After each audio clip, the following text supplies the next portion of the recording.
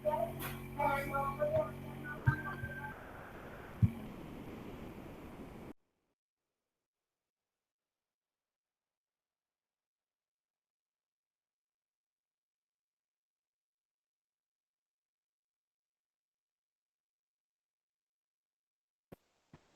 तलावत करें फिर lecture start करते हैं। Okay ma'am.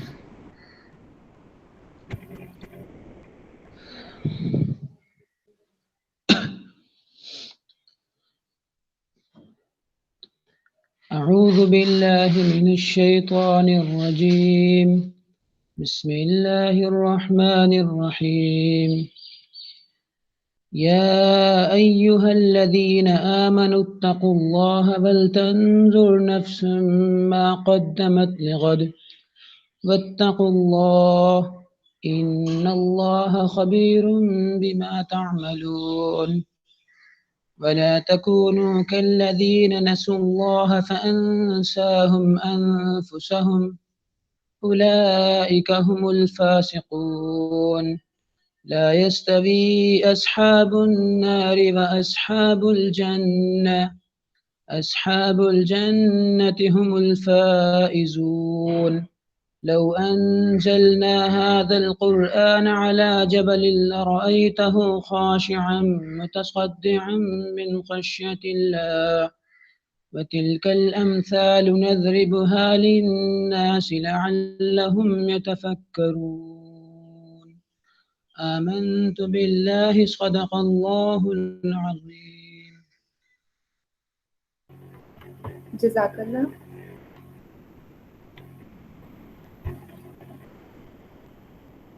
चलें लेक्चर स्टार्ट करते हैं।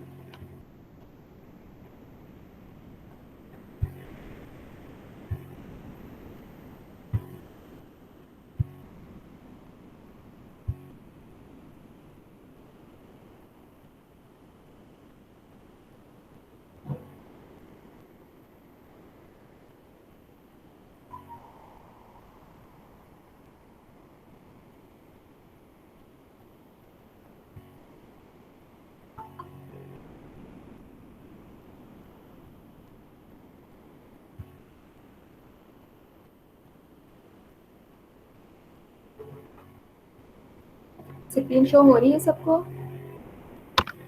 Yes ma'am. In previous lecture we talked about language and the characteristics of language and some functions of language, and in today's lecture we will look at some micro and macro functions of language. First of all, we discuss about micro functions. The first microfunctions are some minor functions of language. The first microfunction of language is psychological function. Psychological function of language is that in which we use language for catharsis. What is catharsis? Do you know? Yes, ma'am, we know. Ma'am, ji, a release of emotions. ठीक है।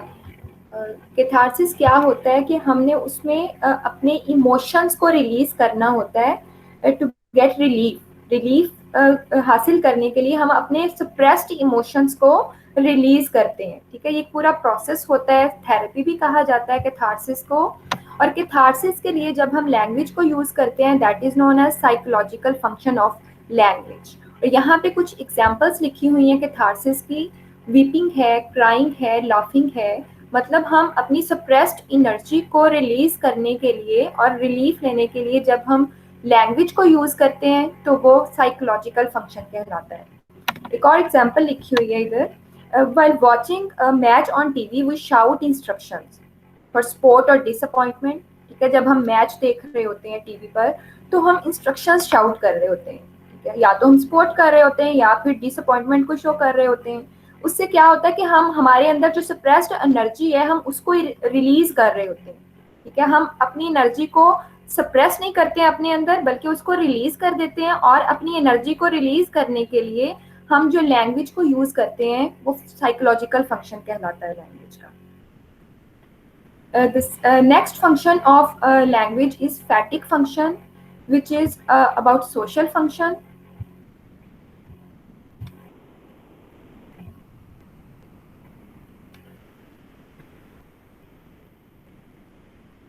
फैटिक function को social function of language भी कहा जाता है, जिसमें हम socially interaction करते हैं लोगों के साथ, ठीक है। लोगों के साथ रिलेशनशिप क्रिएट करने के लिए, उनसे राब्ता कायम करने के लिए हम जब लैंग्वेज यूज करते हैं तो वो फैटिक फंक्शन कहलाता है लैंग्वेज का।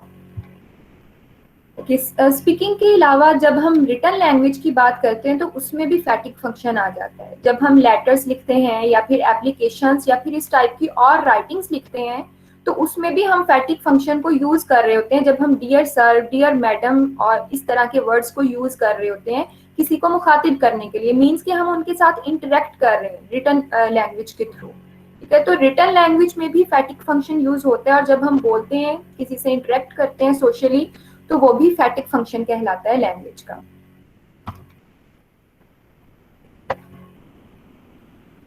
The next function of language is recording function, in which we record language that ought to be remembered, ठीक है। हमने कोई चीज याद रखनी है, उसके लिए जब हम लैंग्वेज को रिकॉर्ड करते हैं तो वो रिकॉर्डिंग फंक्शन कहलाता है लैंग्वेज का। अच्छा, रिकॉर्ड किस किस तरह से किया जा सकता है, आप लोग शेयर करें जरा अपने कॉन्सेप्ट्स, किस तरह से हम लैंग्वेज को रिकॉर्ड करते हैं। मैम एक तो हम लोग इसको मतलब रिटन फॉर्म में भी तो ये एक रिकॉर्ड हो जाती है, और दूसरा मैम जो अभी इस तरह रिकॉर्डिंग हो रही है that is also a recording. जी, हम काफी तरह से रिकॉर्ड कर सकते हैं लैंग्वेज को।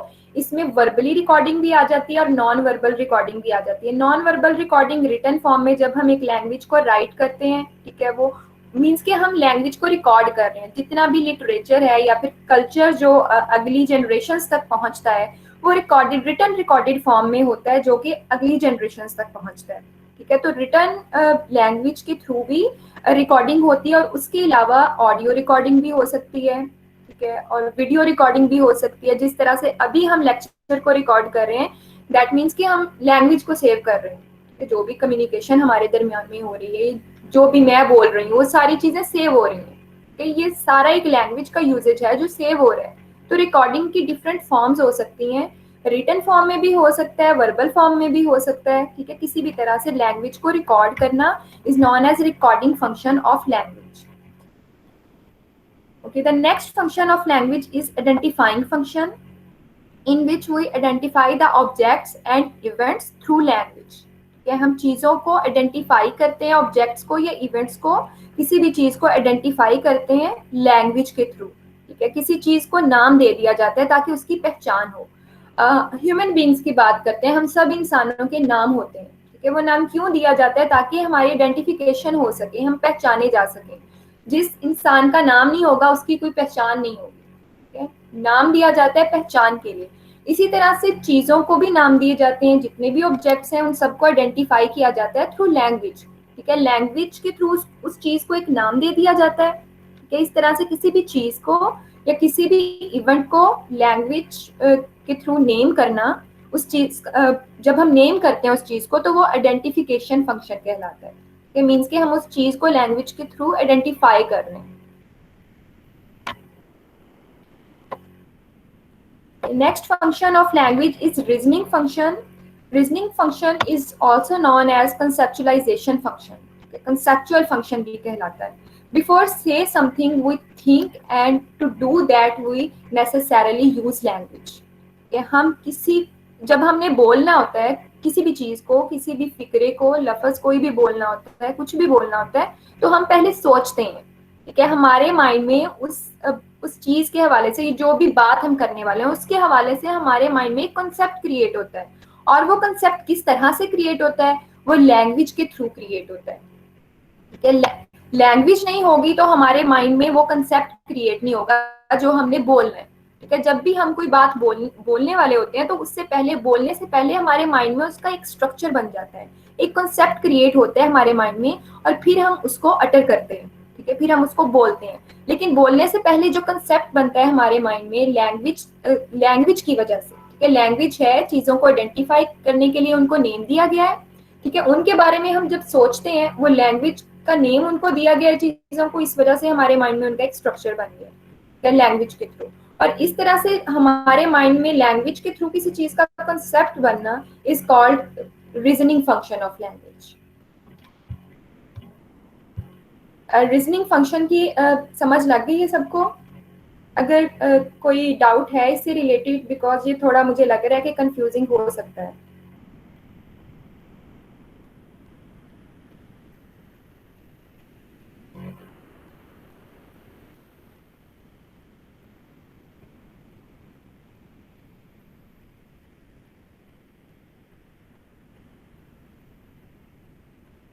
लास्ट रीजनिंग फंक्शन जो है लैंग्वेज का, उसकी समझ लग गई है आपको? Yes ma'am.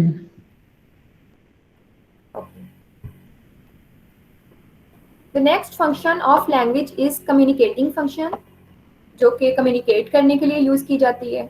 कम्युनिकेट हम क्यों करते हैं, उसकी डिफरेंट रीजंस हो सकती हैं। कम्युनिकेट करना मतलब बातचीत करना, ठीक है। हम किसी एक इंसान से या ग्रुप ऑफ पीपल के साथ जब हमें कम्युनिकेट करना होता है तो हम लैंग्वेज को यूज करते हैं, और उसमें हम अपने आइडियाज को शेयर करते हैं, ठीक है, या फिर जो भी हमने मैसेज कन्वे करना है उसके लिए यूज करते हैं। डिफरेंट रीजंस होती हैं कम्युनिकेट करने के लिए।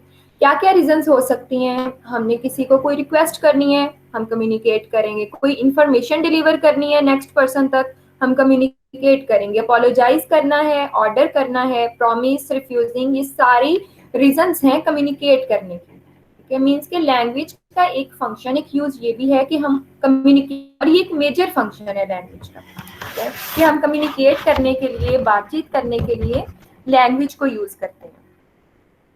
Next function of language is pleasure function, which is also known as aesthetic function. Aesthetic क्या होता है? मैम इससे जमालियत होती है, यानी हम चीजों से खुशी हासिल करते हैं, हम बोल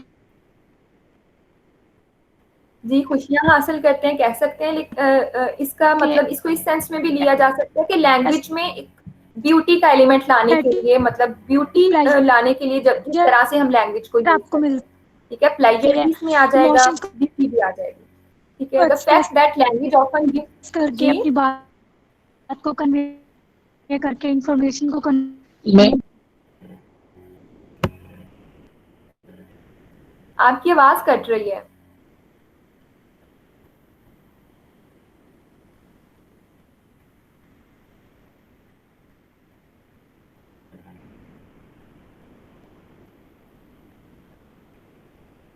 जी उमेरा, कुछ कह रही थी आप?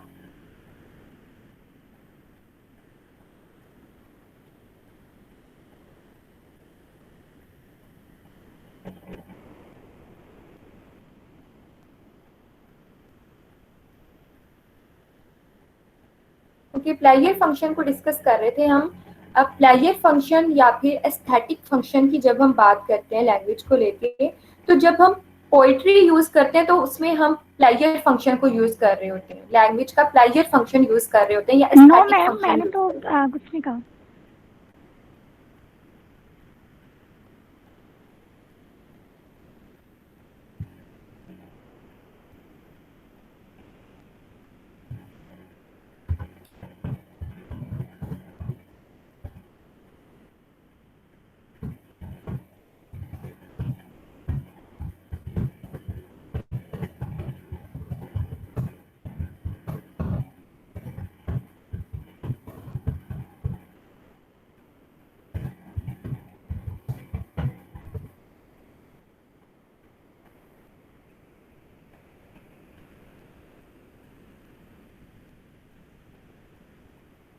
ओके, हम बात कर रहे थे स्टैटिक फंक्शन की और प्लेजर फंक्शन की। अब पोएट्री में लैंग्वेज को जिस तरह से यूज किया जाता है वो प्लेजर फंक्शन या फिर स्टैटिक फंक्शन कहलाता है। ओके, यहाँ पे देखें 3 लिटरेरी डिवाइसेस को मेंशन किया गया है यहाँ पे। प्लेजर फंक्शन की जो लास्ट लाइन है उसमें 3 लिटरेरी जॉनरास को, या फिर सॉरी लिटरेरी जॉनरा नहीं कहेंगे, लिटरेरी डिवाइसेस को यूज किया गया है। The first one is assonance, second one is alliteration, and third one is onomatopoeia. ये क्या है? ये पोएट्री में यूज किया जाता है जिसके थ्रू हम लैंग्वेज को एस्थेटिक बनाते हैं, या फिर प्लेयर क्रिएट होता है जिसके थ्रू, इन लिटरेरी डिवाइसेस के थ्रू। एसोनेंस क्या है? Assonance is the repetition of sounds, repetition of vowel sounds. Poetry में जब रेपिटिशन हो रही होती है वॉवल साउंड्स की, उसे एसोनेंस कहते हैं। और ये क्या क्या करता है ये फंक्शन? ये एस्थेटिक ब्यूटी क्रिएट करता है लैंग्वेज में। The second term is alliteration. Alliteration क्या है? Alliteration is the same sound, same beginning sound of a word. ठीक है, किसी एक लाइन में वर्ड्स की जो बिगनिंग साउंड्स होती हैं वो सेम होती हैं, उसे एलिट्रेशन कहते हैं. ठीक है, ये भी ब्यूटी क्रिएट करता है पोइट्री में. एंड एनोमेटोपिया. एनोमेटोपिया क्या है? It is a formation of words that sound like a noise. ठीक है, ऐसे वर्ड्स होते हैं जो नॉइसी वर्ड्स कहते हैं इनको. नॉइस ऐसे लग रहा है, जैसे ऐसे लग रहा होता है जैसे नॉइस क्रिएट कर रहे होते हैं, जैसे बूम है, बज है, वो है. इस तरह के वर्ड्स जो हैं ये पोइट्री में यूज किए जाते हैं फॉर प्लेजर. तो पोइट्री में जिस तरह से हम लैंग्वेज को यूज करते हैं वो प्लेजर फंक्शन, एस्थेटिक फंक्शन कहलाता है. सिर्फ पोइट्री में ही यूज नहीं किया जाता है लैंग्वेज को प्लेजर के लिए, बल्कि आम कॉन्वर्सेशन में भी किया जाता है. आम कॉन्वर्सेशन के थ्रू भी लोग जो है प्लेजर उनको मिल रहा होता है. स्पीकर्स और लिसनर्स दोनों की तरफ से हो सकता है. हो सकता है वो, जैसे कि हम लोग गपशप करते हैं, ये कोई पर्पस नहीं होता है हमारा इंफॉर्मेशन डिलीवर करनी है या कोई मैसेज कन्वे करना है, बल्कि हम क्यों बात कर रहे होते हैं, गपशप क्यों कर रहे होते हैं? Just for pleasure. ठीक है, कि उसमें हमारा कोई खास पर्पस नहीं होता, लेकिन हम प्लेजर के लिए लैंग्वेज को यूज कर रहे होते हैं, तो वो भी प्लेजर फंक्शन और एस्थेटिक फंक्शन में ही इंक्लूड हो जाएगा. अभी हमने जो 7 फंक्शंस पढ़े हैं अभी, वो माइक्रो फंक्शंस हैं लैंग्वेज के. इनसे रिलेटेड कोई भी फंक्शन जिसकी आपको समझ ना आई हो या जिससे रिलेटेड आप कोई क्वेश्चन करना चाह रहे हो तो आप कर सकते हैं.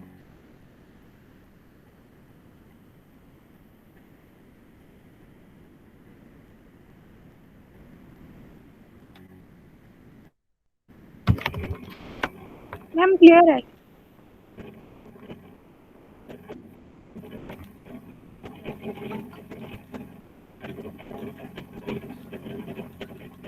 चलिए ठीक है, आगे शुरू करते हैं. माइक्रो फंक्शंस को डिस्कस किया था. That are some minor functions of language. Now we will discuss macro functions of language. That are some major functions of language. The first macro function of language is ideational function. Ideational function is related to conceptualization. जो हमने ऊपर micro function में भी एक function पढ़ा था, reasoning function. ठीक है, ऊपर हमने रीजनिंग फंक्शन के नाम से उसको पढ़ा है. उसी से रिलेटेड है कि जब हमने किसी चीज को बोलना होता है, कोई भी बात बोलनी होती है, तो पहले हम उसके बारे में कंसेप्ट क्रिएट करते हैं अपने माइंड में. ठीक है, और कंसेप्ट किस तरह से क्रिएट होता है? लैंग्वेज के थ्रू कंसेप्ट क्रिएट होता है. ठीक है, अगर लैंग्वेज ना हम लोग यूज करते हो तो हम उस चीज से रिलेटेड कंसेप्ट क्रिएट नहीं कर सकते अपने माइंड में. ठीक है, तो कोई भी बात बोलने से पहले हम उसको जब सोचते हैं, उससे रिलेटेड कंसेप्ट क्रिएट करते हैं अपने माइंड में. ठीक है, तो उसके लिए जो लैंग्वेज यूज होती है वो आइडिएशनल फंक्शन कहलाता है. मीन्स कि हम लैंग्वेज को आइडियलाइज करते हैं. कंसेप्ट क्रिएट करते हैं अपने माइंड में, अपने मेंटल सिस्टम में लैंग्वेज से related. That is known as ideational function of language. Second macro function of language is interpersonal function. Interpersonal क्या है? इंटरपर्सनल मीन्स रिलेशनशिप और कम्युनिकेशन बिटवीन पीपल. लोग कम्युनिकेट करने के लिए जब लैंग्वेज को यूज करते हैं, या फिर रिलेशनशिप क्रिएट करने के लिए जब लैंग्वेज को यूज करते हैं. लैंग्वेज क्या है? लैंग्वेज एक सोशल फिनोमिना है. मतलब हम सोशली इंटरेक्ट करने के लिए लोगों से लैंग्वेज को यूज करते हैं. इसको हम पहले भी कैरेक्टरिस्टिक में भी इसको हमने पढ़ा, पहले भी फंक्शन में इसको हमने पढ़ा है. तो ये क्या है? ये कम्युनिकेशन के लिए यूज की जाती है जब लैंग्वेज, या फिर इंटरेक्ट करने के लिए जब लैंग्वेज यूज की जाती है, तो उसे इंटरपर्सनल फंक्शन कहा जाता है. Next function of language is poetic function. Poetic का वर्ड जो यहाँ पे यूज हुआ है, दैट डजंट मीन पोएट्री. क्या इसको पोएट्री के साथ मैच नहीं करेंगे, यहाँ पे इसका कुछ और मतलब है.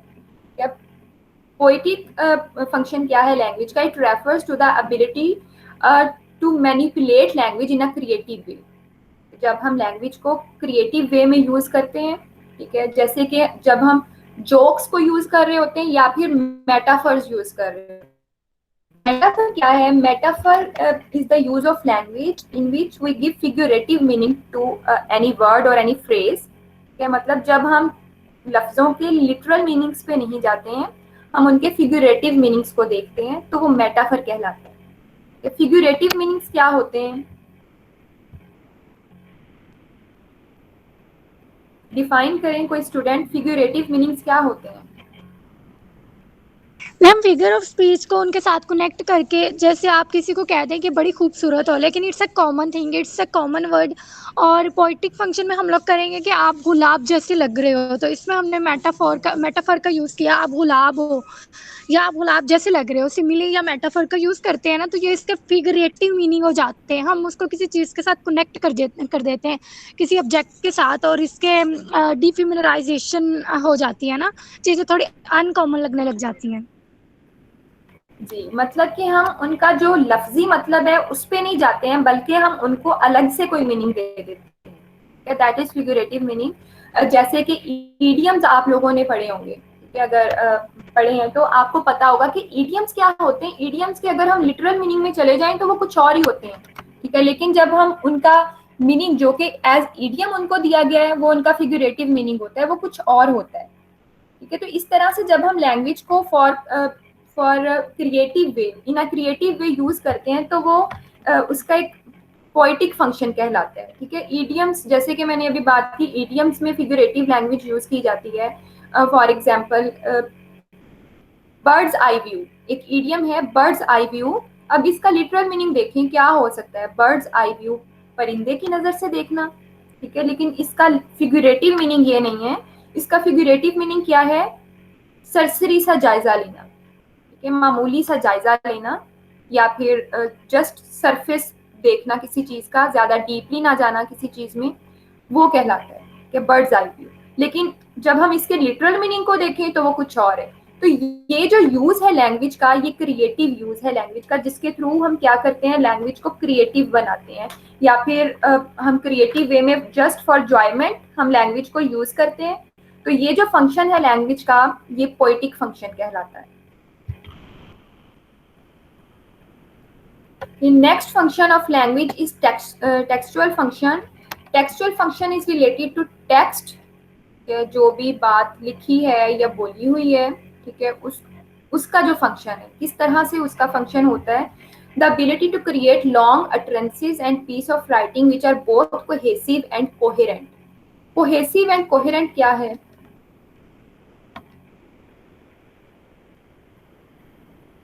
कोई टॉपिक आप लोगों ने पहले पढ़ा हुआ है फर्स्ट या सेकंड सेमेस्टर में कोहेसिव एंड कोहेरेंस के हवाले से? नो मैम, नहीं पढ़ा। No ma'am. अच्छा, कोई कॉन्सेप्ट आपके माइंड में हो कि ये वर्ड क्या है या इनका मीनिंग क्या हो सकता है, cohesive and coherence? Ma'am I think words का रब्त होना आपस में, मतलब चीज़ें आपस में इंटरकनेक्टेड होना। अब मतलब एग्जैक्ट तो नहीं पता, बट आई थिंक सो कि चीज़ों के दरमियान एक कनेक्शन कायम करना, रब्त कायम करना, उसको शायद कोहेरेंस कहते हैं। जी, आपका मीनिंग ऑलमोस्ट करेक्ट है, राबता होना, ठीक है? और राबता चीज़ों के दरमियान, लैंग्वेज जो टेक्स्ट है, ठीक है? मतलब कि एक टेक्स्ट, एक पीस ऑफ राइटिंग है हमारे पास, एक फॉर एग्जांपल एक पैराग्राफ है 4 to 5 सेंटेंसेस का, ठीक है? उसमें अब हर सेंटेंस के दरमियान में जो लिंक होगा, या फिर अगर एक ही सेंटेंस की बात कर लें तो उसमें जो लिंक होता है, जो रब्त होता है, या कनेक्शन हम उसको कह सकते हैं, ठीक है? जो लिंक होता है उसको हम कोहेरेंस कहते हैं या फिर कोहेसिवनेस कहते हैं, ठीक है? अब ये जो लिंक है या फिर जो कनेक्शन है, ये किस तरह से होता है? मतलब कि जो टेक्स्ट है उसमें एक लॉजिकल कनेक्शन और semantic connection, semantic is related to meaning, ठीक है? कि जो भी टेक्स्ट है रिटन फॉर्म में या फिर जो हम बोल रहे हैं, उसमें एक कनेक्शन होना, और वो कनेक्शन लॉजिकल भी हो और सिमेंटिकली भी करेक्ट हो, ठीक है? लॉजिकल मतलब उसका कोई लॉजिक मीनिंग बन रहा हो, सिमेंटिकली भी करेक्ट हो, उसका सेंटेंस स्ट्रक्चर भी करेक्ट होना चाहिए, ठीक है? उस पूरे टेक्स्ट में एक लिंक होना चाहिए, दैट इज कोहेसिवनेस और कोहेजन। इस चीज को कोहेसिव या फिर कोहेरेंट बोलते हैं, ठीक है? राबता होना पूरे टेक्स्ट में। अब जब हम कोहेसिव और कोहेरेंस की बात करते हैं तो इंग्लिश लैंग्वेज में कुछ कोहेसिव डिवाइसेस या लिंग्विस्टिक डिवाइसेस भी कहा जाता है, लिंकिंग वर्ड्स भी कहा जाता है, कनेक्टर्स भी कहा जाता है। कुछ वर्ड्स यूज होते हैं, ठीक है, जिन्हें डिवाइसेस का नाम दिया जाता है, कोहेसिव डिवाइसेस का। वो यूज करके हम टेक्स्ट में लिंक क्रिएट करते हैं, ठीक है, और इनकी काफी सारी कैटेगरीज हैं कोहेसिव डिवाइसेस की, कि किस किस तरह से इनको कैटेगराइज किया जाता है, या किस किस टाइप के कोहेसिव डिवाइसेस होते हैं जो कि टेक्स्ट में लिंक क्रिएट करते हैं। वो डिफरेंट टाइप के हैं। फॉर एग्जाम्पल, अगर आपने सेंटेंस में किसी चीज का एडिशन करना है, ठीक है, तो आप उसमें कौन सी कोहेसिव डिवाइस यूज करोगे कि सेंटेंस में एडिशन हो जाएगा, मतलब एडिशन वाला एलिमेंट आप यूज करोगे। आप डिफरेंट कोहेसिव डिवाइसेस या डिफरेंट वर्ड्स को यूज करो।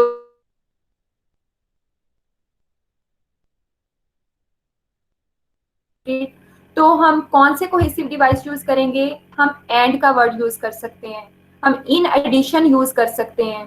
ठीक है, इस तरह के जब हम वर्ड यूज करेंगे तो वो क्या होगा, वो ऐड कर रहे हैं, इसका मतलब है कि हम ऐड कर रहे हैं टेक्स्ट में कुछ। ठीक है, इसी तरह से कंट्रास्ट करने के लिए भी हम कुछ कोहेसिव डिवाइसेस यूज करते हैं।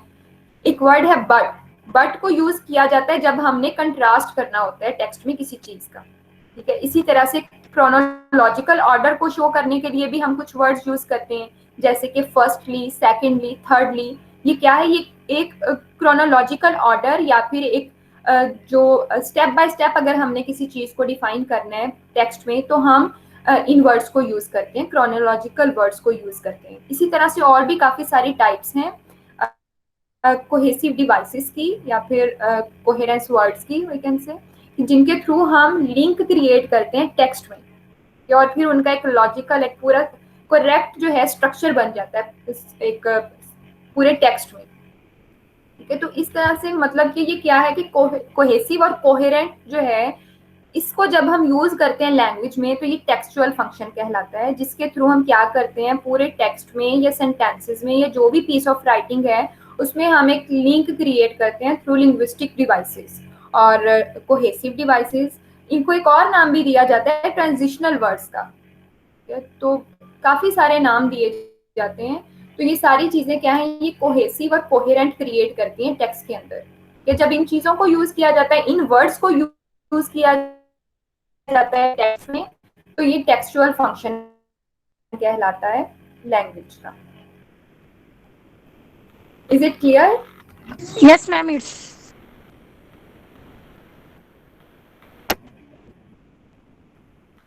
Excuse me ma'am.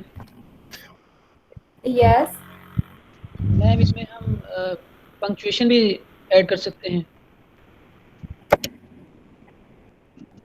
जी बिल्कुल, पंक्चुएशन भी ऐड की जा सकती है कोहेसिव डिवाइसेस में। अच्छा, मैं थोड़ा सा और कोहेसिव डिवाइसेस को थोड़ा और एक्सप्लेन करना चाहती हूँ। कोहेसिव डिवाइसेस बेसिकली क्या है कि लिंकिंग वर्ड्स होते हैं या फिर लिंकिंग मार्कर्स भी कहा जाता है। ठीक है, मार्कर्स की जब हम बात करते हैं तो उसमें पंक्चुएशन मार्क्स की बात कर रही है, जिसमें काफी सारे मार्क्स हैं, डॉट है, कॉमा है, कॉमन जो यूज होते हैं। अब आपने अगर एक पैराग्राफ लिखा है, आपने अब उसमें 2 सेंटेंसेस लिखने हैं, तो दोनों सेंटेंसेस में लिंक किस तरह से क्रिएट करोगे आप?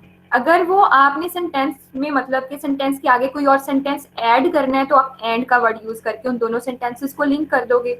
अगर उन दोनों सेंटेंसेस में कोई कंट्रास्ट करना है तो आप बट का वर्ड यूज कर दोगे। लेकिन अगर आपने उन दोनों सेंटेंसेस को सेपरेटली मेंशन करना है और उनमें लिंक भी है, मतलब मीनिंग कन्वे कर रहे हैं एक जैसा या फिर रिलेटेबल हैं, तो आप उनको किस तरह से सेपरेट करोगे? आप पंक्चुएशन मार्क जो फुल स्टॉप है उसको यूज करके आप उनमें लिंक क्रिएट करोगे विद इन अ पैराग्राफ। ठीक है, इसी तरह से बाकी सारे पंक्चुएशन मार्क्स हैं वो भी यूज किए जाते हैं। ठीक है, कॉलन है, सेमी कॉलन है, एक्सक्लेमेटरी मार्क है, क्वेश्चन मार्क, ये सारे पंक्चुएशन मार्क्स टेक्स्ट में लिंक क्रिएट करते हैं। या इसी तरह से कुछ और ट्रांजिशनल वर्ड्स भी हैं। ठीक है, ट्रांजिशनल वर्ड्स में बहुत सारे मतलब वर्ड्स आ जाते हैं, जैसे हाउएवर है, देयरफॉर, आल्सो, मोर ओवर, इस तरह की जो वर्ड्स हैं ये ट्रांजिशनल वर्ड्स में आ जाते हैं। इसी तरह से प्रोनाउंस भी लिंक क्रिएट करने के लिए यूज होते हैं। कि प्रोनाउन किस तरह से यूज होते हैं लिंक क्रिएट करने के लिए? फॉर एग्जांपल, आप एक पैराग्राफ लिख रहे हो, ठीक है, और वो किसी एक चीज से रिलेटेड है। फॉर एग्जांपल, बुक से रिलेटेड आप एक पैराग्राफ लिख रहे हो कि आपका टॉपिक है बुक, आप बुक से रिलेटेड एक पैराग्राफ लिख रहे हो, आपने फर्स्ट सेंटेंस में बुक का वर्ड यूज किया। ठीक है, फर्स्ट वर्ड यूज कर लिया, उसके बाद आप बुक से रिलेटेड जितने भी सेंटेंसेस लिखोगे आप उसमें इट का वर्ड यूज करोगे। It is a book, it is a book of English. ठीक है, इस तरह से आप उसको लिखोगे। ठीक है, तो आपने क्या किया है, आपने प्रोनाउन के थ्रू उसको लिंक किया है, उस जो भी आपने मेन आपका टॉपिक था उसके साथ आपने उसको लिंक किया है। तो मतलब कि आपने एक प्रोनाउन के थ्रू पूरे पैराग्राफ को लिंक किया। इसी तरह से और भी काफी सारे प्रोनाउन हैं, जैसे कि ही, शी, हिज, हर, इस तरह के प्रोनाउंस को यूज करके पैराग्राफ में लिंक क्रिएट किया जाता है। ठीक है, इसी तरह से सिनोनिम्स को भी यूज किया जाता है। अगर एक पैराग्राफ में आपने एक ही चीज को, एक ही वर्ड को काफी टाइम यूज करना है, तो आप बजाय इसके कि आप एक ही वर्ड को बार बार लिखो, आप उसका सिनोनिम यूज करके उसमें लिंक क्रिएट कर सकते हो। एक वर्ड के कई सारे और भी वर्ड्स यूज होते हैं, या उससे रिलेटिंग जो मीनिंग्स होते हैं, मीनिंग कन्वे कर रहे होते हैं उससे रिलेटेड, उनको यूज करके आप पैराग्राफ में लिंक क्रिएट कर सकते हो। ठीक है, तो ये सारा यूजेज जो है कोहेसिव डिवाइसेस का, ये टेक्सचुअल फंक्शन में आ जाता है। क्लियर है ये? कोई भी इस टेक्सचुअल फंक्शन के हवाले से कोई और कंफ्यूजन हो तो आप लोग पूछ लेना।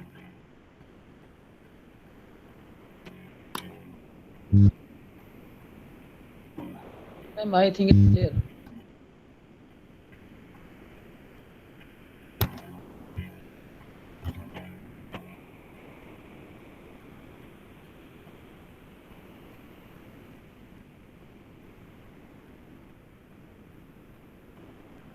मैम हमारा टॉपिक क्या है? चलिए ठीक है, हमारा आज का टॉपिक वही जो कल हम डिस्कस कर रहे थे, फंक्शंस ऑफ लैंग्वेज। ठीक है, कल हमने फंक्शंस ऑफ लैंग्वेज देखे थे अकॉर्डिंग टू हैलिडे। ठीक है, हैलिडे इज अ लिंग्विस्ट जिसने कुछ फंक्शंस डिफाइन किए थे लैंग्वेज के, आई थिंक 7 फंक्शंस थे, उनको डिस्कस किया। And today we are talking about micro and macro functions of language. ठीक है, उनको डिस्कस कर रहे हैं, ऑलमोस्ट वो हो गए हैं कंप्लीट। जी, ये टॉपिक कंप्लीट हो गया है। नेक्स्ट एक और टॉपिक हमने डिस्कस करना है, लेकिन उसको डिस्कस करने से पहले 5 मिनट का ब्रेक दे रही हूँ आपको, कि आप लोग रेस्ट करें 5 मिनट में, आप लोगों की अटेंडेंस ले लूँ उस टाइम पे।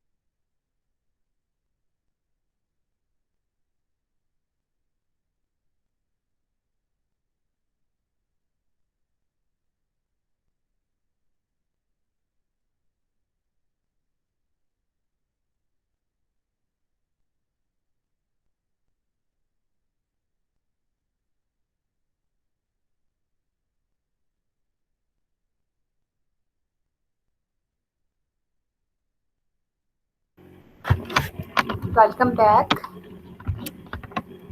क्लास, आपकी क्लास के स्टूडेंट्स इतने कम क्यों आते हैं क्लास में? आपकी स्ट्रेंथ जो है वो 35 प्लस कुछ है और कोई 20 प्लस स्टूडेंट हैं, कुछ राउंड अबाउट 20 जो प्रेजेंट है क्लास में। ऐसा क्यों है? बाकी क्लासेस में भी ऐसा ही होता है? मैम मोस्टली जो बॉयज है ना वो मिसिंग होते हैं।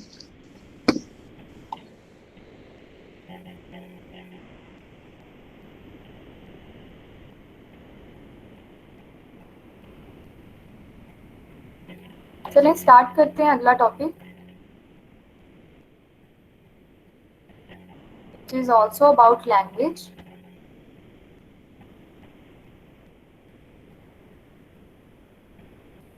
नेक्स्ट टॉपिक है लैंग्वेज स्किल्स। लैंग्वेज स्किल्स मतलब वो स्किल्स जिनके थ्रू हम लैंग्वेज को सीखते हैं। These skills are also known as language learning skills. It is a set of 4 capabilities that allow an individual to comprehend and produce spoken language for proper and effective interpersonal communication. मतलब क्या है? ये ऐसी abilities हैं या capabilities we can से जो जिसके थ्रू एक इंडिविजुअल, कोई ह्यूमन बीइंग लैंग्वेज को कंप्रीहेंड करता है और फिर प्रोड्यूस करता है for communication, for interpersonal communication, और we can say for interaction with people. क्या करता है? इन स्किल्स को सीख के लैंग्वेज को बोलना सीखता है, लैंग्वेज को प्रोड्यूस करना सीखता है। These skills are listening skill, speaking skill, reading skill, and writing skill.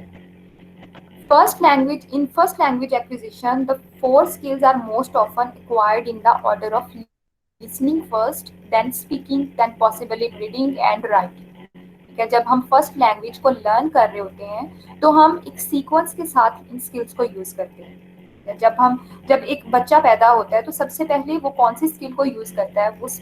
वो लिसनिंग स्किल को यूज करता है। मतलब वो अपने आसपास के लोगों को सुनता है और फिर वो बोलता है।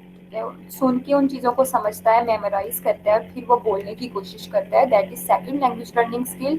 और फिर उसके बाद जब वो एकेडमिक फील्ड में आता है तो वो रीडिंग और राइटिंग को सीखता है। सो in this sequence, these 4 skills are also known as LSRW skill. L stand for listening, S stand for speaking, R stand for reading, and W stands for writing. ठीक है, ये एक सीक्वेंस है जब हम एक फर्स्ट मतलब मदर लैंग्वेज को या फर्स्ट लैंग्वेज को जब हम एक्वायर कर रहे होते हैं तो तब हम जिस सीक्वेंस के साथ एक लैंग्वेज को सीखते हैं तो वो LSRW स्किल्स के अंदर। इन 4 स्किल्स को वन बाय वन डिस्कस करेंगे। The first skill of learning a language is listening skill, in which we require in our native language. ठीक है, जब हम नेटिव लैंग्वेज को सीख रहे होते हैं, अपनी मदर लैंग्वेज को सीख रहे होते हैं तो हमें सबसे पहले लिसनिंग रिक्वायर्ड होती है। ठीक है, which is also known as receptive skill और पैसिव स्किल।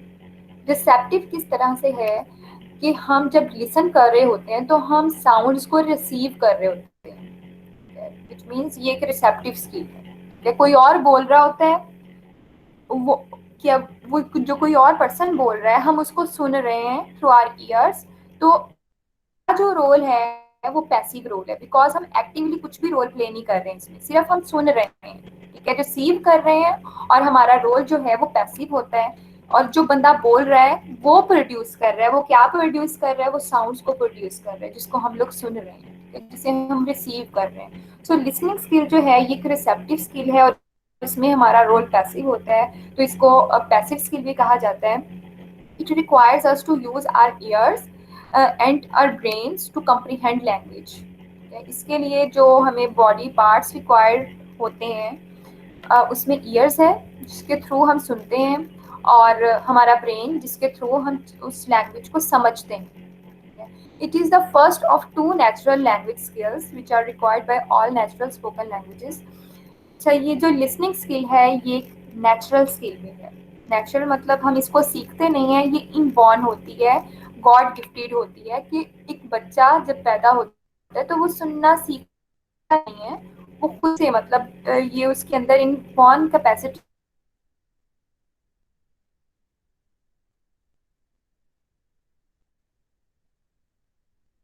हैंड करता है। सो लिसनिंग स्किल जो है ये एक नेचुरल स्किल है।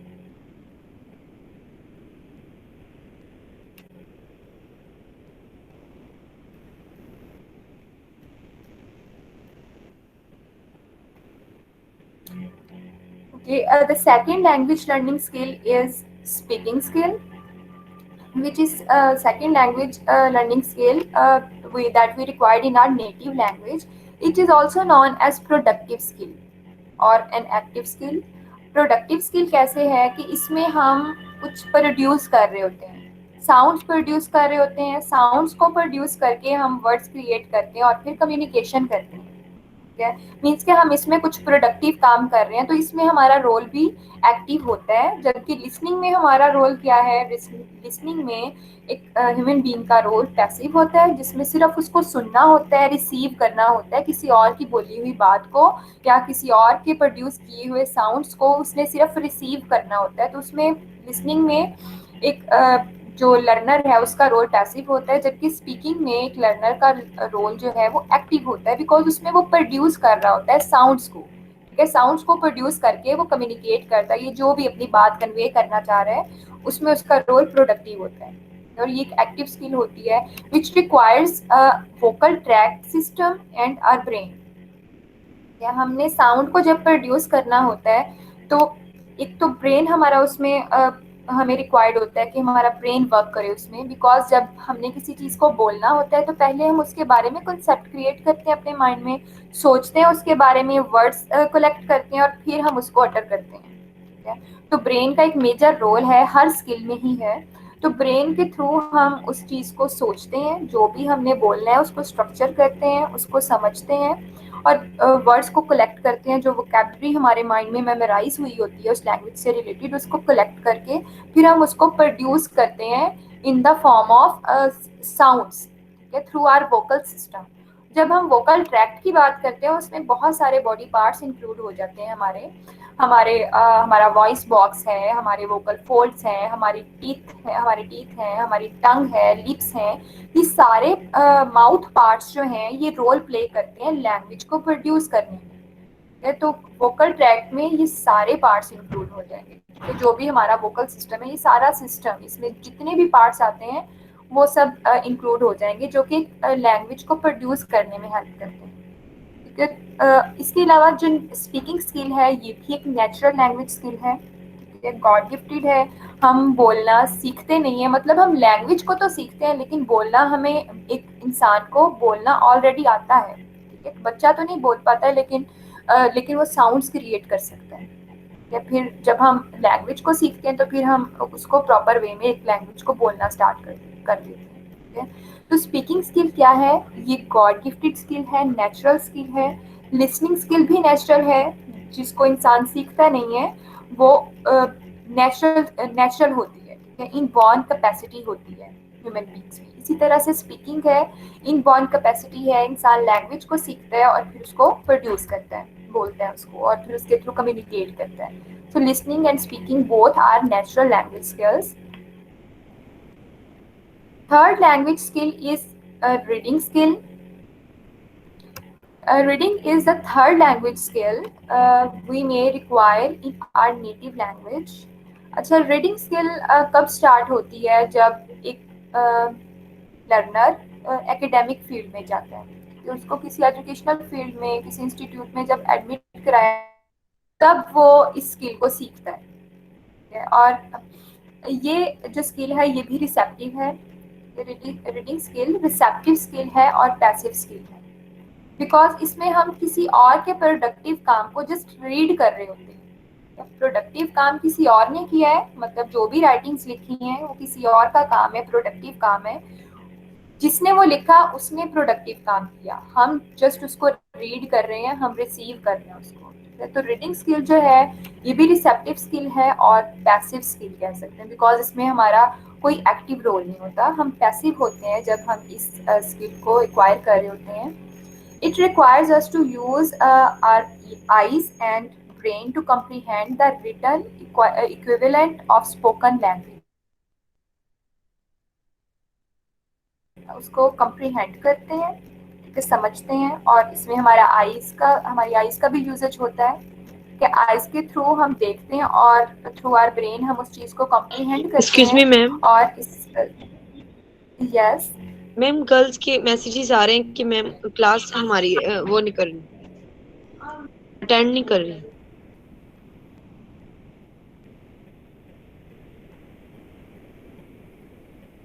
आप लोग टाइम पे ज्वाइन किया करें ना, ताकि अब मैं लेक्चर ले रही हूँ, मुझे नहीं पता इधर कौन आके ज्वाइन कर रहा है। मैम उनके मैसेजेस आ जब रहे हैं मुझे ना, पता पता नहीं। चलता है तो मैं उनको, जी मैं कर देती हूँ। आप उनको मैसेज कर दें कि 2-3 मिनट है, जिसने आना है क्लास में आ जाए, फिर मैं दोबारा कंटिन्यू करूँगी lecture. Okay ma'am.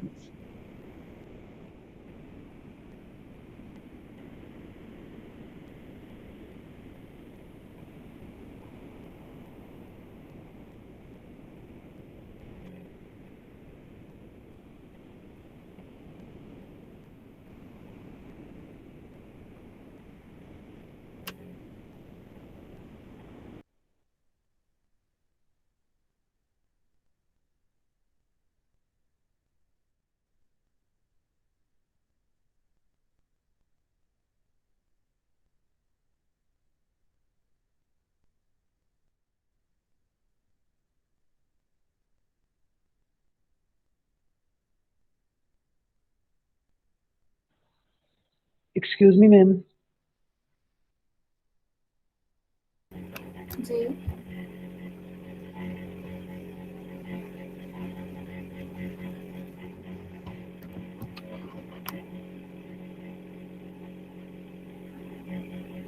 Yes, okay. बोलें क्या बात है। अटेंड मैं कह रहा हूँ कि अटेंडेंस जो है वो गूगल क्लासरूम पे नहीं होगी, या आप खुद लिया करेंगे?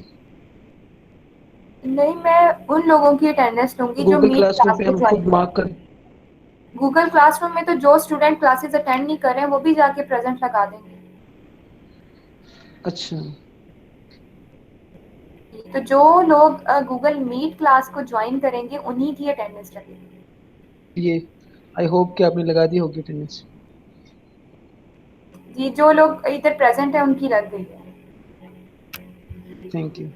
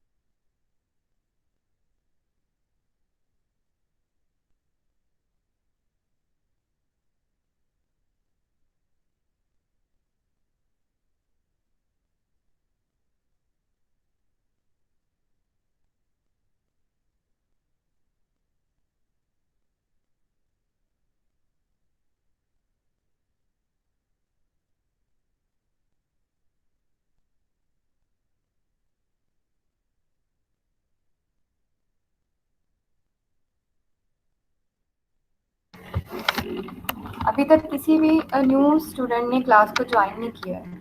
आपने मैसेज किया है? Yes ma'am.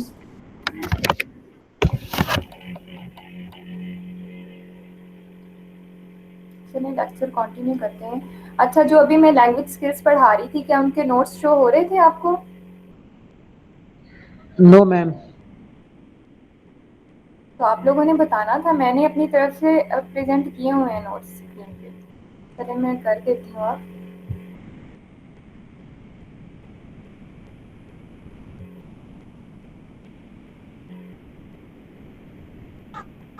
मैम हमारे पास तो कोई नोट्स की कॉपी नहीं आ रही। जी बस, वो मैंने स्क्रीन प्रेजेंट करना मैं भूल गई। मैंने इधर से मैंने नोट्स ओपन किए हुए थे, मैं उन्हीं को देख के मैं डिफाइन कर रही हूँ चीज़ों को। और मुझे याद ही नहीं रहा कि मैंने प्रेजेंट ही नहीं की स्क्रीन। करें, अब कर रही हूँ। ये अब शो हो रहे हैं? जी अब हो गए हैं। ठीक है, अ, चलें स्टार्ट करते हैं। कौन सी स्किल को डिस्कस कर रहे थे? रीडिंग स्किल को। ओके, रीडिंग स्किल जो है लैंग्वेज लर्निंग की थर्ड स्किल है, जिसमें हम लैंग्वेज को एक्वायर करते हैं। और ये कब स्टार्ट होती है? जब हमारी एकेडमिक फील्ड में, जब हम लोग जाते हैं, ठीक है, हम स्कूल्स में एडमिशन लेते हैं, ठीक है, एजुकेशनल इंस्टीट्यूट में जब हम जाते हैं तो हम तब इस स्किल को सीखना स्टार्ट करते हैं। अगर एकेडमिक फील्ड में नहीं जाएंगे या फिर किसी इंस्टीट्यूट में एडमिशन नहीं लेंगे तो ये स्किल्स को हम रिक्वायर नहीं कर सकते। रीडिंग और राइटिंग ये स्किल्स को हम रिक्वायर नहीं कर सकते।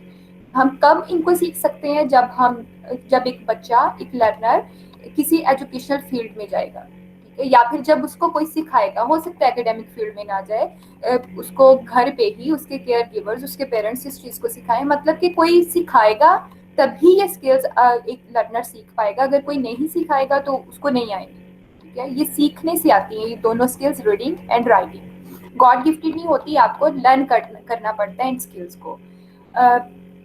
रीडिंग स्किल जो है ये रिसेप्टिव और पैसिव स्किल है, बिकॉज इसमें हमारा क्या रोल होता है कि हमने लिखी हुई चीज को रीड करना है, मतलब कि एक लिखी हुई चीज है, हमने उसको रिसीव करना है, और इसमें हमारा रोल पैसिव होता है, बिकॉज हम एक्टिवली कोई भी रोल प्ले नहीं कर रहे होते हैं इस स्किल में। और इस स्किल में जो हमारे बॉडी पार्ट्स इंक्लूड होते हैं, हमारी आईज इंक्लूड होती हैं, हमारा ब्रेन इंक्लूड होता है। आईज के थ्रू हम उस रिटन सिंबल्स को देख के, या जो भी रिटन टेक्स्ट है हमारे आगे, हम उसको देख के उसको रीड करते हैं, और थ्रू आवर ब्रेन हम उस चीज को कम्प्रीहेंड करते हैं। So this skill is known as artificial language skill, because ये नेचुरल नहीं होती, हमें आर्टिफिशियली इसको सीखना पड़ता है, हमें इसको लर्न करना पड़ता है। सो ये एक नेचुरल स्किल नहीं है, ये एक आर्टिफिशियल स्किल है। The last skill of language learning is writing skill, which is fourth language learning skill, और इसको भी हम लोग सीखते हैं, गॉड गिफ्टेड नहीं होती। और इसमें हमारा रोल जो है वो एक्टिव होता है, बिकॉज इसमें हम प्रोडक्टिव काम कर रहे होते हैं। क्या प्रोडक्टिव काम कर रहे होते हैं? इसमें हम राइट कर रहे होते हैं, जो एक रिटन लैंग्वेज के जो सिंबल्स हैं उनको प्रोड्यूस कर रहे होते हैं। रिटन लैंग्वेज को लिखते हुए सिंबल्स के थ्रू हम उस लैंग्वेज को प्रोड्यूस कर रहे होते हैं। स्पीकिंग स्किल में क्या होता है? हम साउंड्स को प्रोड्यूस करते हैं, और राइटिंग स्किल में क्या होता है? हम रिटन सिंबल्स को प्रोड्यूस करके लैंग्वेज को राइट कर रहे होते हैं। और इसमें हमारे जो बॉडी पार्ट्स इंक्लूड होते हैं, हैंड्स इंक्लूड होते हैं, और ब्रेन इंक्लूड होता है।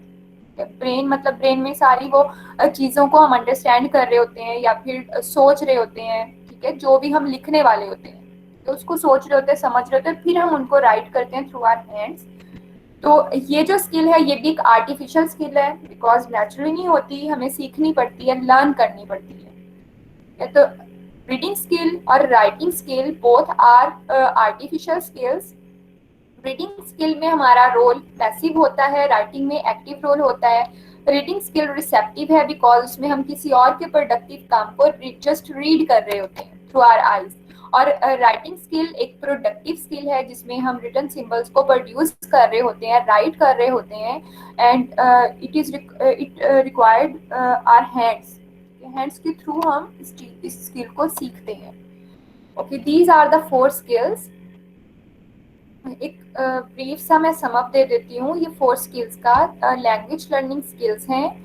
लिसनिंग और स्पीकिंग जो है नेचुरल स्किल्स होती हैं, जिसमें से स्पीकिंग प्रोडक्टिव होती है, जिसके थ्रू हम साउंड्स को प्रोड्यूस करते हैं जिस स्किल में, और मतलब बोलना सीखते हैं। और जो लिसनिंग स्किल है ये एक रिसेप्टिव स्किल होती है, जिसमें हम हमारे जो ऑपोजिट साइड पे जो पर्सन होता है उसको हम सुनते हैं, ठीक है, उसकी साउंड्स को रिसीव करते हैं, ठीक है, तो वो एक रिसेप्टिव स्किल है।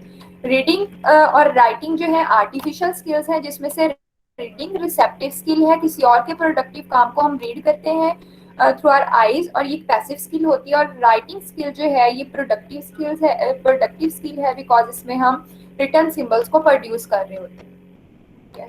सो these 4 language learning skills are also known as macro skills, ठीक है, मेजर स्किल्स कहलाती हैं लैंग्वेज लर्निंग के हवाले से। And there are an other micro skill which includes grammar, vocabulary, pronunciation, ठीक है। लैंग्वेज के हवाले से, लैंग्वेज लर्निंग के हवाले से कुछ माइक्रो स्किल्स भी हैं, जिसमें ग्रामर है। जब हमने डिटेल्ड एक लैंग्वेज को सीखना होता है तो हम उसकी ग्रामेटिकल रूल्स को सीखते हैं। वोकैबुलरी भी है एक स्किल जिसको हम लर्न करते हैं, किसी भी लैंग्वेज में एफिशिएंसी हासिल करने के लिए हम वोकैबुलरी को लर्न करते हैं। प्रोनाउंसिएशन है, ठीक है, that is also a micro skill of learning any language, ठीक है। हमने फ्लुएंसी लानी होती है जब एक लैंग्वेज में, तो हम प्रोनाउंसिएशन वाली जो स्किल है यानी प्रोनाउंस करना उस लैंग्वेज को सीखते हैं। तो ये सेकंड टॉपिक था। इसके हवाले से कोई भी क्वेश्चन या कोई भी पॉइंट आप ऐड करना चाहते हैं, कोई क्वेश्चन पूछना चाहते हैं तो पूछ लें।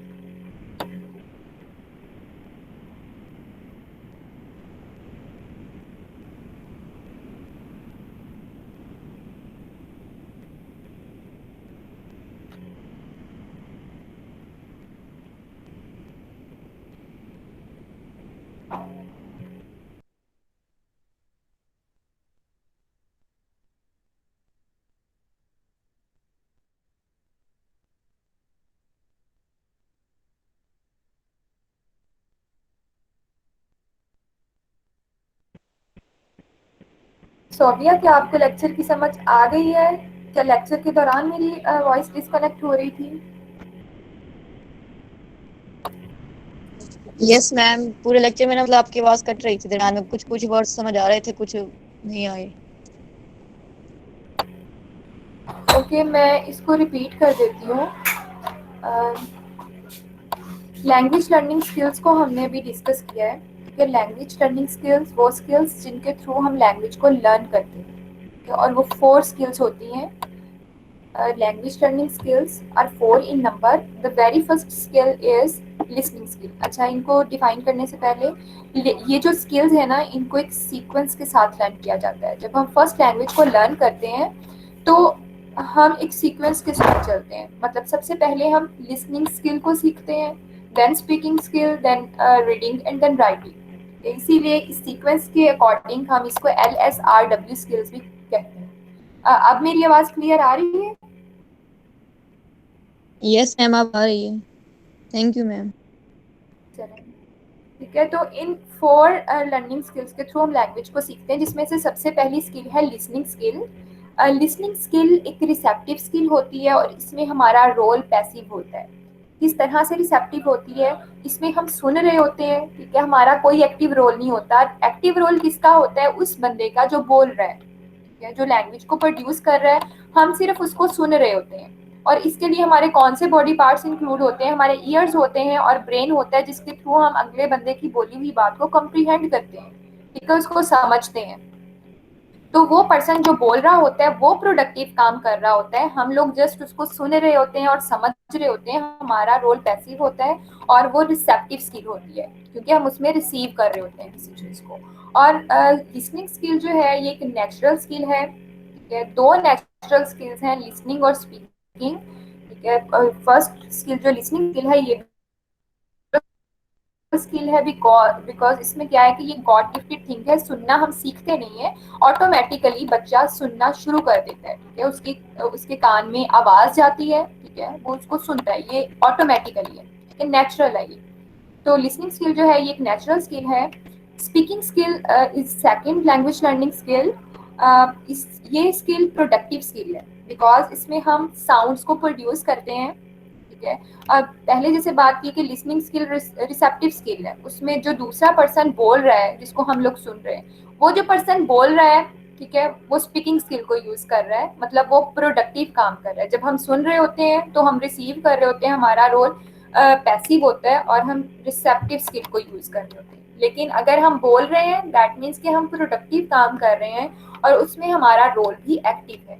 और इस स्किल को यूज करने के लिए हमारे जो पार्ट्स यूज होते हैं उसमें वोकल ट्रैक्ट आ जाता है, ब्रेन आ जाता है। ब्रेन के थ्रू हम कंप्रीहेंड करते हैं, हम लैंग्वेज को प्रोड्यूस करते हैं, कंसेप्ट क्रिएट करते हैं। और वोकल ट्रैक्ट सिस्टम के थ्रू हम उन आवाज़ों को प्रोनाउंस करके हम कम्युनिकेट करते हैं। वोकल ट्रैक्ट में काफ़ी सारे पार्ट्स आ जाते हैं, वॉइस बॉक्स है, वोकल फोल्ड्स आ जाते हैं इसमें। इसके अलावा टंग है, लिप्स हैं, टीथ हैं, ठीक है। ये सारे पार्ट्स हमारे वोकल सिस्टम में इंक्लूड हो जाते हैं, जिनके थ्रू हम साउंड को प्रोड्यूस करते हैं, ठीक है, और कम्युनिकेट करते हैं। और ये जो स्पीकिंग स्किल है ये एक नेचुरल स्किल है, गॉड गिफ्टेड है, सीखते नहीं है, मतलब लैंग्वेज को सीखते हैं, बोलना नहीं सीखते। बोलना हम नेचुरली, हमें आता है बोलना। तो लिसनिंग और स्पीकिंग दोनों नेचुरल स्किल है। Then the third skill is reading skill. Reading skill कब हम लोग मतलब रीड कब कर सकते हैं, जब हम लोग एकेडमिक फील्ड्स में जाते हैं, एजुकेशनल फील्ड में जाते हैं, इंस्टीट्यूट्स में हम एडमिशन लेते हैं, तब हम इस स्किल को लर्न करते हैं। और ये जो स्किल है रीडिंग स्किल, ये रिसेप्टिव स्किल है लिसनिंग स्किल की तरह, जिसमें हम कुछ प्रोड्यूस नहीं कर रहे होते हैं, हम रिसीव कर रहे होते हैं। अब रीडिंग जब हम करते हैं दैट मीन्स कि हम किसी लिखी हुई चीज़ को पढ़ रहे हैं। तो वो चीज़ जो कि रिटन सिंबल्स लिखे हुए हैं उनको हम रिसीव करें, वो जिसने लिखे हैं उसने प्रोडक्टिव काम किया है, हम सिर्फ उसको रीड कर रहे हैं, दैट मीन्स कि हम उसको रिसीव कर रहे हैं। तो इस तरह से एक रिसेप्टिव स्किल हो जाएगी और इसमें हमारा रोल पैसिव होगा। और इसमें स्किल में जो हमारे बॉडी पार्ट्स इंक्लूड होते हैं उसमें आईज है, ब्रेन है, जिसके थ्रू हम कंप्रीहेंड करते हैं उन रिटन सिंबल्स को, उनको समझते हैं और आईज के थ्रू उनको रीड करते हैं। It is an artificial skill. Reading skill artificial skill है बिकॉज हम इसको खुद सीखते हैं, इनबॉर्न नहीं होती है। And the next skill is writing skill. Writing skill productive skill है स्पीकिंग स्किल की तरह। स्पीकिंग स्किल में हम साउंड्स प्रोड्यूस कर रहे होते हैं और रिटन स्किल में हम सिंबल्स को प्रोड्यूस करते हैं। एक लैंग्वेज जो है, स्पोकन लैंग्वेज के रिटन सिंबल्स भी होते हैं। अच्छा, एक और बात मैं यहाँ पे बताना चाहती हूँ कि हर लैंग्वेज के रिटन सिंबल्स नहीं होते। कुछ लैंग्वेजेस ऐसी भी होती हैं जिनको सिर्फ बोला और सुना जाता है, इसी हद तक होती हैं, उनको लिखा और पढ़ा नहीं जाता। कि कुछ लैंग्वेजेस ऐसी भी होती हैं कि वो रिटन और रीडिंग फॉर्म में नहीं होती, मतलब उनके रिटन सिंबल्स नहीं होते, हम उनको लिखते नहीं हैं, लिखी नहीं होती, मतलब वो उनको पढ़ा भी नहीं जाता, सिर्फ वो बोली जाती है और सुनी जाती है। और मोस्ट ऑफ द लैंग्वेजेस उनको जो है उनके रिटन सिंबल्स भी होते हैं और उनको लिखा और पढ़ा भी जाता है। तो वो लैंग्वेजेस जिनके रिटन सिंबल्स होते हैं, मैम उन लैंग्वेज को जी मैम उन लैंग्वेजेस को कैसे सीखते हैं फिर जिनके सिंबल्स नहीं होते? उन लैंग्वेजेस के मतलब रिटन सिंबल्स नहीं होते, उनकी साउंड्स होती हैं कि उनको सुन के, मतलब वो मदर टंग हो सकती है। ठीक है, अब कोई ऐसी एग्जांपल इस वक्त मेरे माइंड में नहीं आ रही।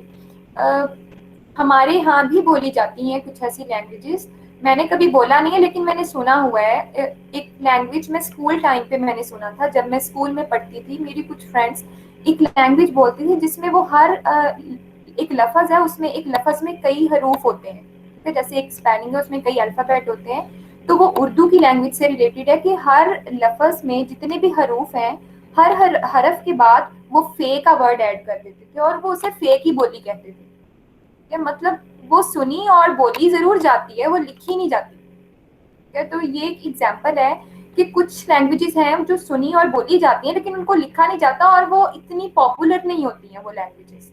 ठीक है, और वो कुछ वो वर्नैक्युलर लैंग्वेजेस हम उनको कह सकते हैं, या फिर कुछ किसी स्पेसिफिक रीजन की वो लैंग्वेज होती है जो सिर्फ वहाँ पे बोली जाती है।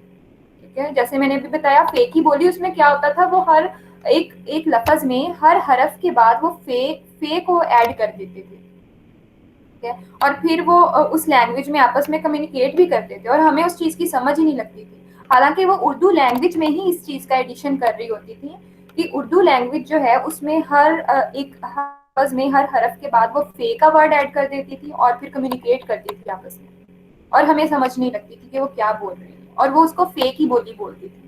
ठीक है, तो इस टाइप की जो लैंग्वेजेस होती हैं, तो वो मतलब कि उनके कोई रिटन सिंबल्स नहीं होते या उनको लिखा नहीं जाता है, तो उनको सिर्फ बोला और सुना जाता है। ठीक है, कुछ ऐसी लैंग्वेजेस होती हैं। लेकिन जब हम रीडिंग और राइटिंग स्किल की बात करते हैं तो ये वो लैंग्वेजेस में आएंगी जिनके रिटन सिंबल्स होते हैं। ठीक है, जिनको लिखा जाता है और जिनको रीड भी किया जाता है, उन लैंग्वेजेस में हम इन स्किल्स को सीखते हैं। जैसे कि हम उर्दू लैंग्वेज की बात कर लें, ठीक है, लिखी भी जाती है, पढ़ी भी जाती है। इंग्लिश लैंग्वेज है, इसके रिटन सिंबल्स भी हैं, इसको लिखा भी जाता है, ठीक है, इसको रीड भी किया जाता है।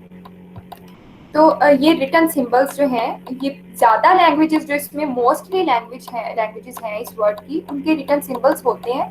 लेकिन कुछ वर्नैक्युलर लैंग्वेजेस या कुछ मदर लैंग्वेजेस जो किसी स्पेसिफिक रीजन में बोली जाती हैं, उनके रिटन सिंबल्स नहीं होते।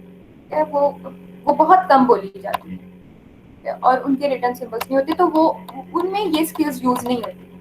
राइटिंग स्किल तभी हम सीखेंगे, उसी लैंग्वेज में सीखेंगे, उसी लैंग्वेज को लर्न करने के लिए सीखेंगे जिनके रिटन सिंबल्स होंगे। ठीक है, तो जिन राइटिंग लैंग्वेजेस के रिटन सिंबल्स होते हैं, उनमें हम उन रिटन सिंबल्स को सीख के उसके थ्रू हम वर्ड्स क्रिएट करते हैं, उस सेंटेंसेस क्रिएट करते हैं। ये लॉन्ग पीस ऑफ राइटिंग्स को हम राइट करते हैं, मीन्स कि हम प्रोडक्टिव काम कर रहे होते हैं।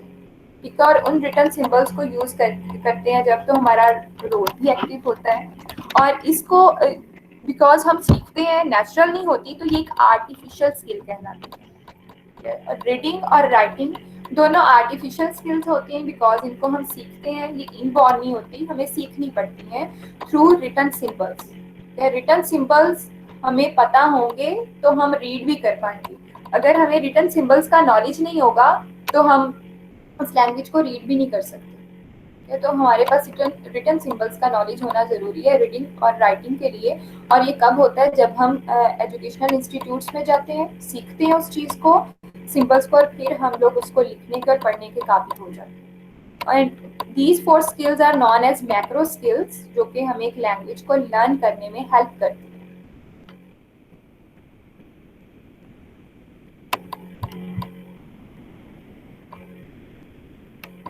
जी, क्लियर है ये 4 skills?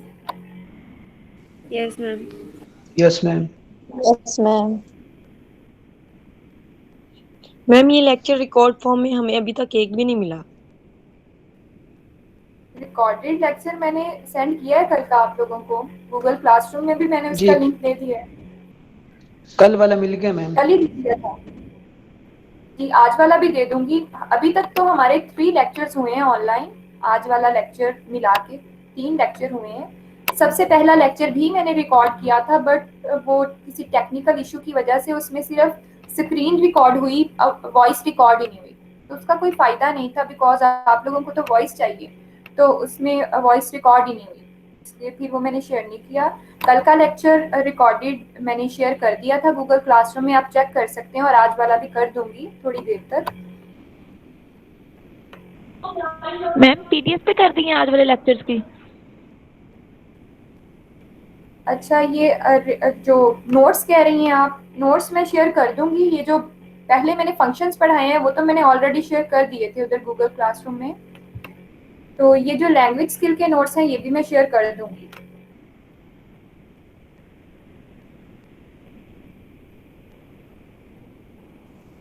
Thanks okay, Mohammad Nadeem ने कमेंट किया है कि मैम नोट्स शो कर दें। आप लोग मुझे माइक ऑन करके बता दिया करें, मैंने इधर से फिर मैंने नोट्स को डिस्प्ले किया हुआ था, मुझे याद ही नहीं कि मैंने स्क्रीन तो प्रेजेंट ही नहीं की।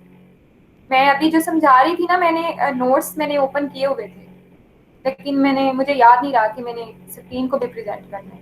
आप अगर ऐसा कोई सीन होता है, आप लोग मुझे माइक ऑन करके बता दिया करें कि मैम नोट्स डिस्प्ले कर दें, ठीक है, क्योंकि मेरे माइंड से निकल जाता है, मुझे याद नहीं रहता। आप मुझे माइक ऑन करके बता दिया करें कि नोट्स नहीं शो हो रहे हैं, ठीक है, तो मैं उन्हें प्रेजेंट कर दूंगी। मैं अपनी तरफ सेंड किए हुए थे। जी मैम, अब अगेन शो नहीं हो रहे थे ना? जी, हालांकि मैं यहाँ पे मैंने खोले हुए थे और मैं उन्हीं से देख के, आप उसी नोट्स से देख के मैं आपको बता रही थी चीजें। तो बस मैम मुझे आपकी याद नहीं बात रहा कि सुन मैंने स्क्रीन प्रेजेंट नहीं की।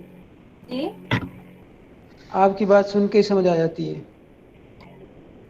चले, ये भी अच्छी बात है, लेकिन अगर रिटन फॉर्म में चीज सामने हो ना तो ज्यादा अच्छे से समझ आ जाती है। मतलब जो भी बात, ये तो टॉपिक ही बहुत इजी था कि सुन लो तो भी आपको समझ आ जाएगी। कुछ टॉपिक्स होते हैं इतने डिफिकल्ट जिसमें कुछ ऐसी टर्म्स यूज हो रही होती हैं जो कि सुन के समझ में नहीं आती जब तक आपके सामने रिटन फॉर्म में ना हो। तो अभी जो टॉपिक हमने पढ़ा है वो तो बहुत ईजी था, उसको सिर्फ आप सुन लो तो आपको समझ में आ जाएंगी चीजें। जी मैम।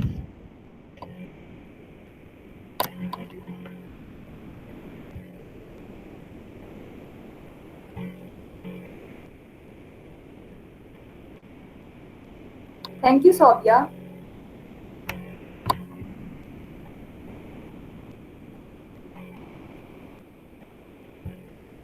चलें ठीक है, आप लोग जा सकते हैं। वैसे भी 10 मिनट्स पड़े हैं, अगर कुछ डिस्कस करना चाह रहे हैं, कुछ भी आप लोग कोई क्वेश्चन करना चाह रहे हैं जो हमने पढ़ा उससे रिलेटेड, तो आप कर सकते हैं। Ma'am I think it's enough for today.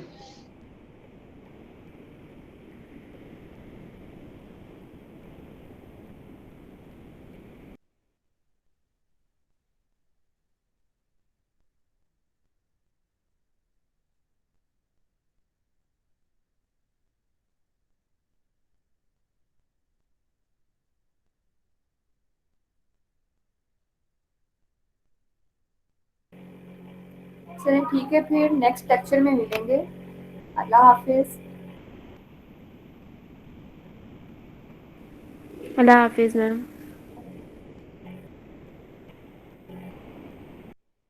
Allah Hafiz ma'am, take care.